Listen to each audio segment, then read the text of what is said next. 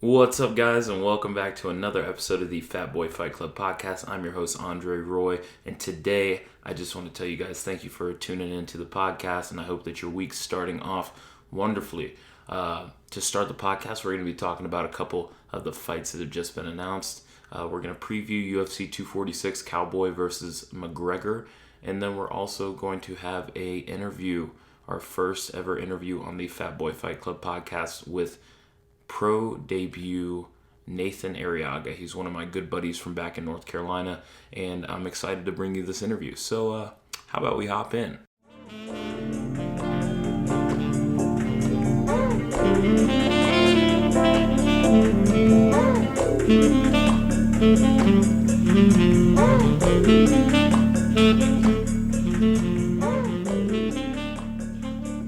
All right, so like I said to start the podcast today, we are going to talk about some recently announced fights. And the first fight that we're going to talk about is Rose Namajunas making her return against Jessica Andrade at UFC 249 in Brooklyn on April 18th.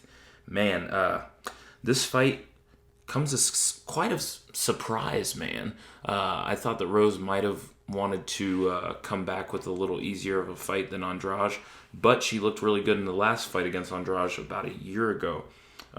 If you can remember, Rose lost that fight against Jessica at UFC 237 in Rio. She lost by a slam in the second round, but she looked really, really good coming into the fight. She also looked really good leading up to the slam. Her striking was awesome.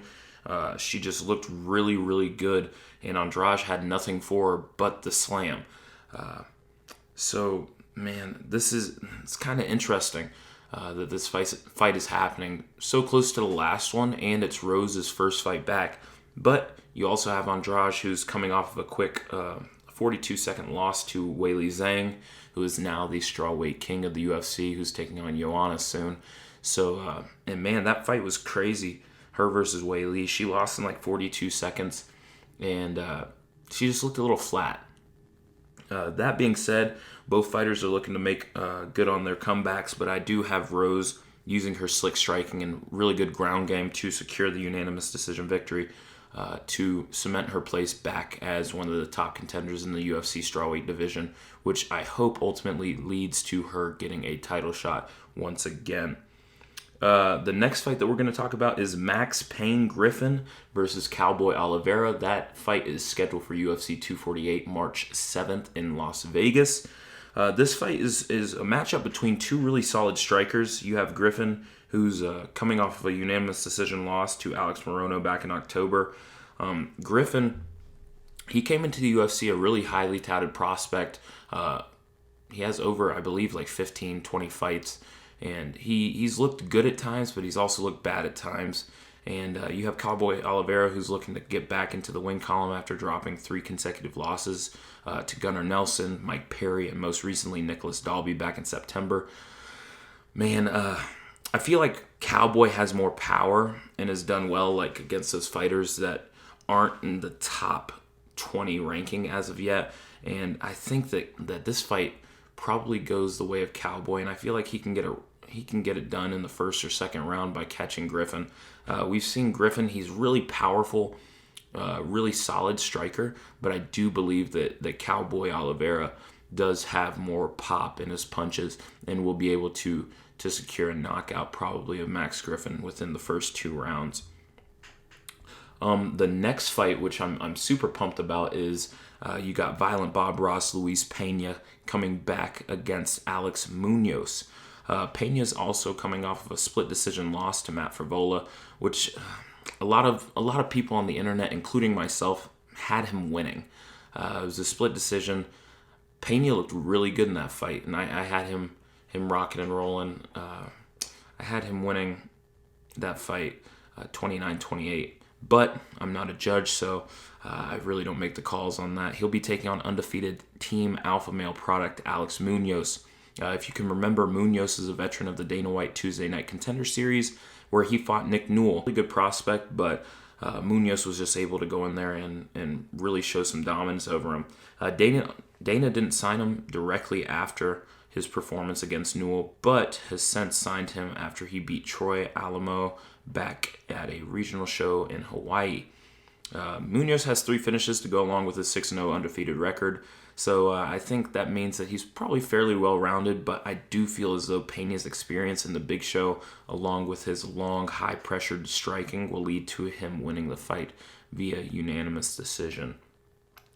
That brings us into our last fight that just got announced and I'm super pumped for, and that is Punahele Soriano versus Eric Spicely. Soriano's coming off of a starching knockout win over Oscar Piechota last month and looks to keep the train rolling when he faces UFC veteran Eric Spicely. Spicely is looking to derail the hype train after his fight of the night loss against Deron Winn back in June at UFC Greenville.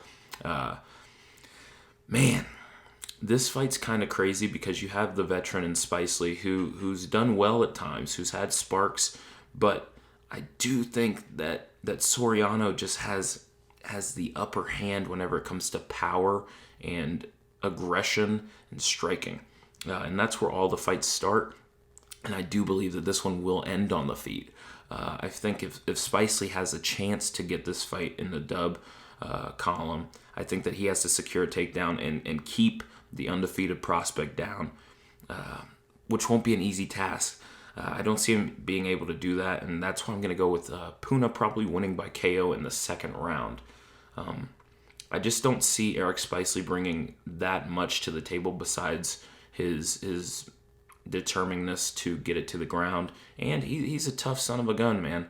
But I do believe that Punahele does have the power to put the lights out, and I think that that's where we're going to see this fight happening.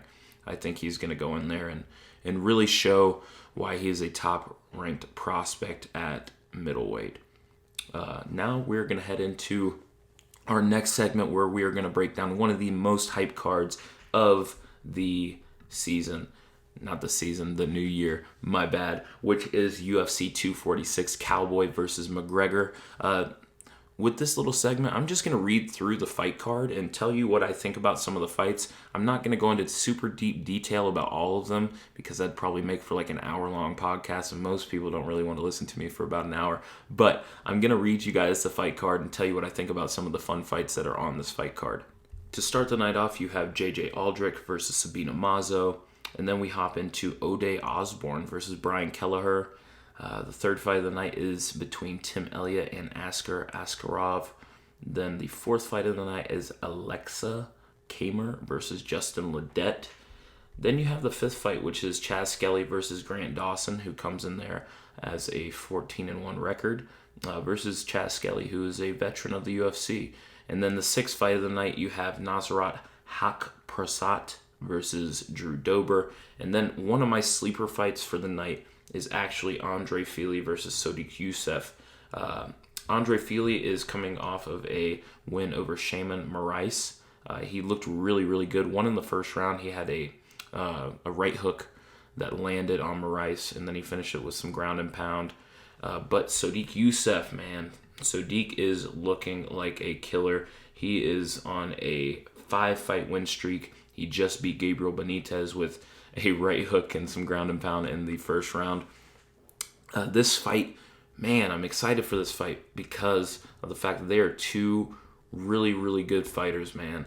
This fight is extremely, extremely close on paper. But I do have Sodiq Yusuff being able to land some power shots. Andre Fili is not super known as a power puncher, but he does have some pop. But I just think that Sodiq Yusuff, man, he comes from a really good camp up in Lloyd Irvin up there in Maryland, and he's just he's really good, man. I think that he does have the power to put Andre Fili's lights out, and he does also have really, really good speed. So I'm not going to give you my prediction. I think I just did, but I'm just going to say I will give you my prediction. I think that Sodiq Yusuff will probably put Andre Fili out within 3 rounds. I'm not going to call the round, but I do think that he's going to be able to pull off the win. In the 8th fight of the night, you have undefeated phenom Maci Barber taking on Roxanne Modafferi in the female flyweight division. Man, Maci Barber, she's really, really good. I'm just going to say that right now, but she does go up against 39-fight veteran Roxanne Modafferi. Roxanne is a world traveler, man. She has fought all over. She's fought in my hometown of Asheville, North Carolina. She's fought in the UFC. She's fought for Strikeforce. She's fought in Japan. She's fought everywhere, man. But I do think that Maci Barber has the tools in order to put Roxanne Modafferi away. Roxanne, her striking has never been her strong suit. Her ground game is tremendous, but I feel as though Maci Barber will be able to land the hands on her. If it's not a knockout or TKO within 3 rounds, I do have Maci Barber winning via unanimous decision in that fight. That's rounding out the prelims, which I believe are going to be on ESPN. And then you hop into the main card. The first fight on the main card is kind of a interesting matchup. You have Anthony Showtime Pettis coming back down to lightweight to take on Diego Ferreira. Diego Ferreira is he's coming off of a win over Marbek Taismanov back at UFC 242, Khabib versus Poirier over there in Abu Dhabi. He's currently on let me check, I believe it's a 5-fight win streak that started with OAM Oliveira Alban Mercier and has recently just kept on trucking. But he's coming into the toughest test of his career, which is Anthony Showtime Pettis. Pettis, man, at times he looks like a world beater. As of late, I mean, his last fight against Nate Diaz, he looked really flat. I feel as though if Diego Ferreira can push the pace on him, that he has a good chance of scoring the upset over Pettis. But I think that Pettis has something to prove coming back down to 155, where he fought Nate Diaz at 170, and I just think that he looked a little heavy at 170, and but I feel as though dropping back down to 155 is gonna do well for him, and I think that he can probably win the unanimous decision victory over Ferreira, but don't sleep on Ferreira. I think that his striking and his ground game are really good, and if he can push the pace, you never know, he could come out with the victory. The second fight on the main card, you have Claudia Gedaliah versus Lexa Grasso, which is a really fun fight in the women's strawweight division. And then you hop into the third fight of the main card, which is Alexei Olynyk versus Maurice Greene. I truly don't know why this fight is so high on the card. Alexei Olynyk, I believe, is coming off of a loss to Walt Harris. Let me check that real quick. He is coming off a loss to Walt Harris, which was the flying knee left cross knockout loss that he took in 12 seconds. And he's taking on Maurice Greene, who's a really skilled grappler. This is a fight between really, really good grapplers, man. Maurice Greene is coming off of a loss to Sergey Pavlovich, which he lost by knockout. So both fighters are coming off knockout losses. I don't see why they're so high on the main card. I would have much rather Maci Barber maybe take that third fight on the main card. But you have this fight, which I see going the way of Olynyk. He's just way more fights, better grappler all around, and I do see him submitting Maurice Greene within the first 2.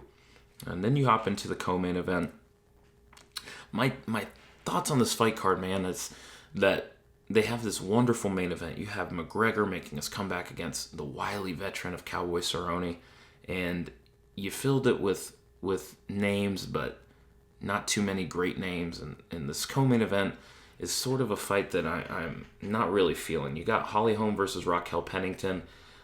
Raquel's coming off of a win over Irene Aldana, which was a split decision win. I had Aldana winning that fight, and she just hasn't looked too good in her last 3 fights. Rocky lost to Amanda Nunes, which was just a one-sided ass whooping at UFC 224 back in May of 2018. And then she lost a pretty one-sided beating again to Germaine de Randamie. Then she scored the win over Irene, which I didn't really have her winning. But she's going up against Holly Holm, who is coming off a pretty brutal loss to Amanda Nunes, where she lost via head kick and punches in round 1. This fight, man, it doesn't really interest me too much. I'm just going to say it right now. I think that Holly Holm has the tools in order to beat Raquel Pennington. Pennington's going to push the pace, but I think that Holly Holm has the striking, and she's going to use her footwork to stay out of the grappling exchanges with Pennington. I have Holly Holm probably coasting to a unanimous decision victory. but nothing too exciting to see in that fight. But that fight leads into the main event of the night, which is my man Conor McGregor coming back to take on Donald Cowboy Cerrone. Cowboy Cerrone, man, he is coming off of a loss to Justin Gaethje and to Tony Ferguson, both which were kind of rough losses, man. He got pretty much handled by Tony Ferguson before it was stopped via eye injury after round 2. And then against Justin Gaethje caught him in the first period, the first round actually, and finished him with hooks and uppercuts. He looked kind of flat in that Gaethje match, and he is going to need to bring some footwork in there if he wants to take on and beat Conor McGregor. McGregor's coming back off of, I believe, let me check, man. I think it's like a 2 or 3 year hiatus. His last fight was against Khabib. It was back in October of 2018. So about a year and a half, man. He's coming off of that. He fought Floyd Mayweather, and he's a very, very wealthy man right now. Conor McGregor doesn't need to fight anymore, but he's coming back to make a statement. He says that he wants to fight 3 times this year, and he's going to start off with Cowboy Cerrone. I do feel like Conor McGregor, if he comes in like the Conor McGregor of old, which his training partners, his coaches are saying that he's never looked better, I feel like it's going to be a quick night for Cowboy Cerrone. If he comes in, not taking it too seriously, I'm bumping back up to welterweight because I don't want to make the cut down to 55 or 45, and he takes Cowboy lightly, then you might have a really, really close fight. I think in order for Cowboy to get this fight to go in his favor, he's going to have to use his lateral movement and use his kicks.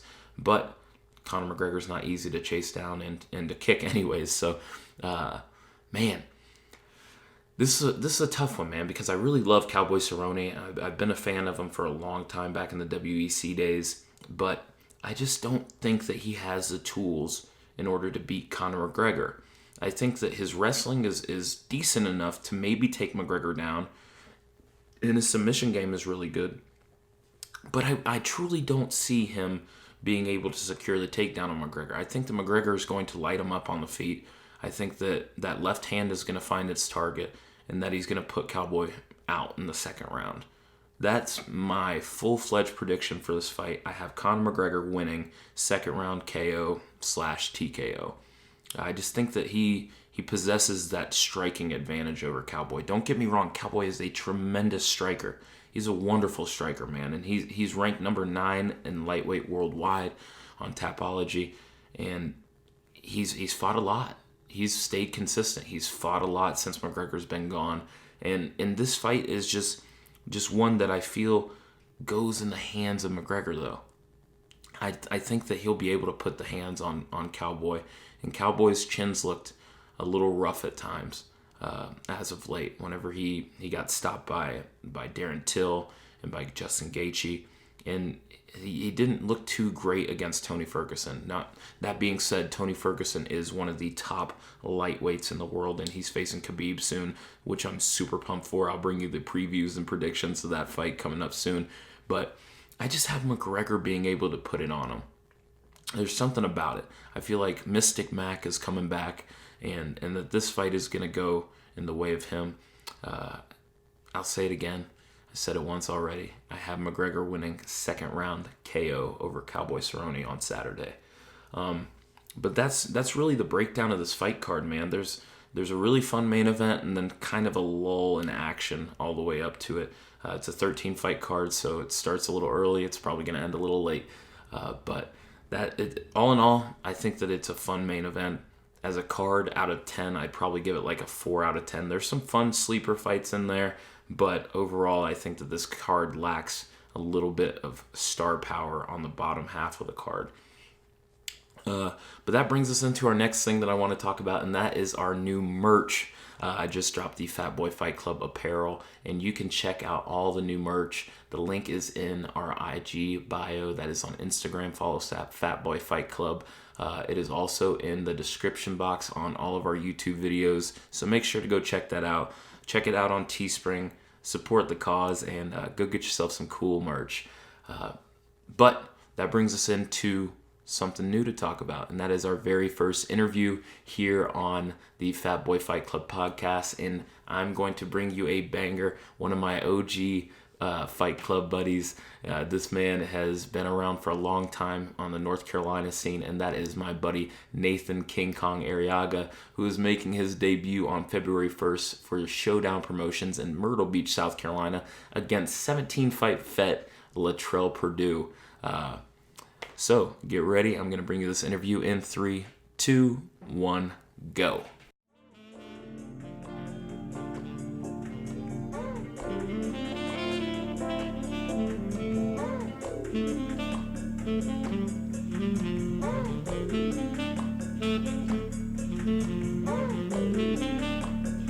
Joining us today, making his pro debut February 1st in Myrtle Beach, North Carolina, is Nathen King Kong Arriaga.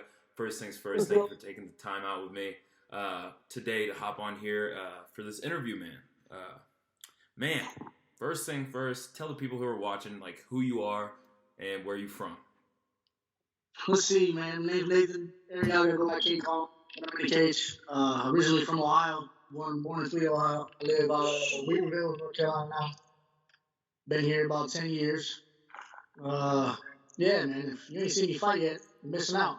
I feel you, man. I feel you. Oh, man. We go way back, man. Way back. Nathen, if you guys don't know this, Nathen and me have known each other for 6, 7 years. Yeah, it's been a while. One of my first training partners ever. And, yeah, man, you've been grinding, bro. You've been grinding a long time.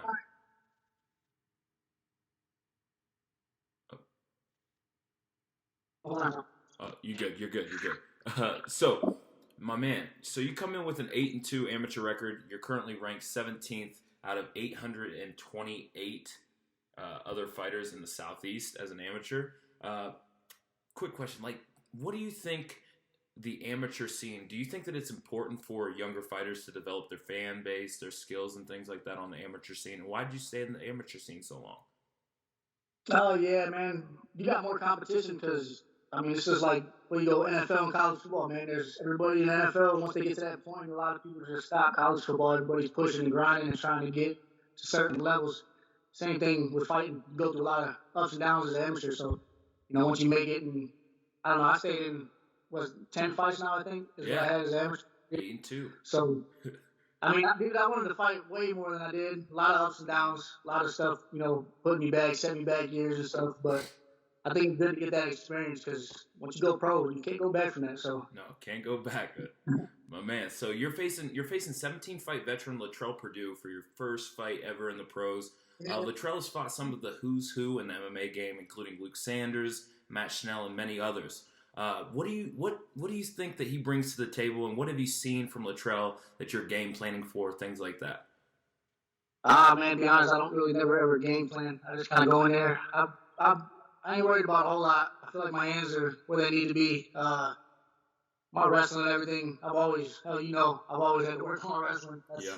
That's always been my thing to get better and better at. As far as his record and all that, I'm just glad dude signed the paper, man. I've had 5 guys pull out on me in almost a month and a half. Man. So it took forever just for me to be able to get a fight. I was supposed to fight this last fight card in Asheville. Had 3 guys pull out on me on that card. 2 of them fought the same night but didn't fight me. So, really? On the showcase event over there in Asheville? Yeah. Yep. Man, so at this point, I'm just ready to get back in there. I've been waiting. It's been a year, almost a little over a year now since I fought last. So definitely, man. Definitely, that's crazy. Last but not least, do you have any advice for the amateurs on the up and up, coming up through the scene? What do you have some advice for them when it comes to breaking into the pro ranks or just continuing their amateur ranks? Man, I don't know. Just work. Just put that work in.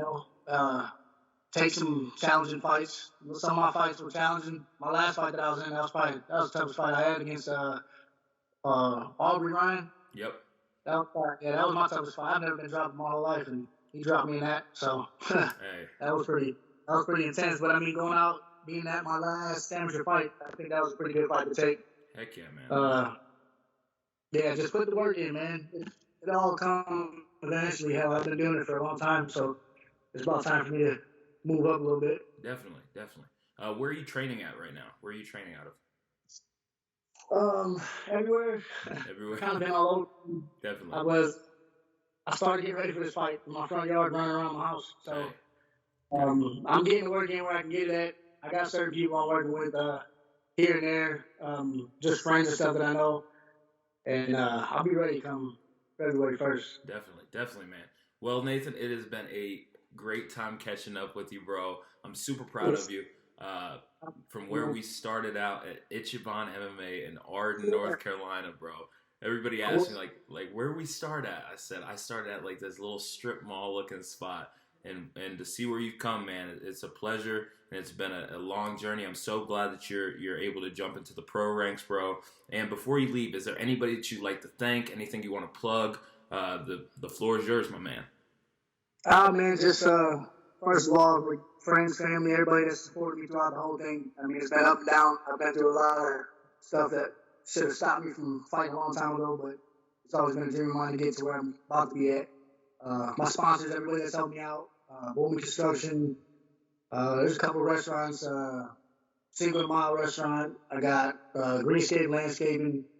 A lot of people that's helped me out with not just fight gear and stuff like that, but financially and stuff that a lot of people don't realize that they've done. And that's about it, man. My family, they've always been behind me. My woman, it's been 10 years now, strong, going. We've been in this shit for a while, so it's time for me to get it going. I can't believe I'm so excited to fight. I cannot wait to hit somebody in the mouth. You have no idea. The best part, my man. Well, thank you so much, Nathen, for hopping on here, and I really appreciate the time, man, and good luck February 1st. Much love from me over here at Fat Boy Fight Club and from Arizona, everybody. Love you, man, and good luck. I appreciate it. Love you, man. Hey, shout out Fat Boy Fight Club, too. Had to get me out here. Hey, my man. All right, have a good day, my man. Hey, peace.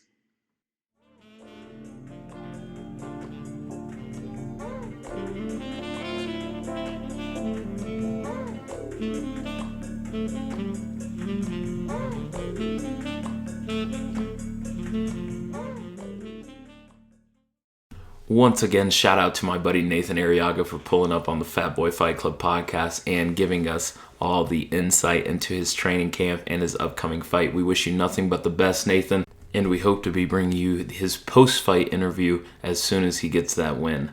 Thank you guys for tuning into today's podcast. I really appreciate all the love and support. Go check out the merch, and also subscribe to the YouTube channel. We have weekly food recipes on there along with all the podcast and just some fun content, man.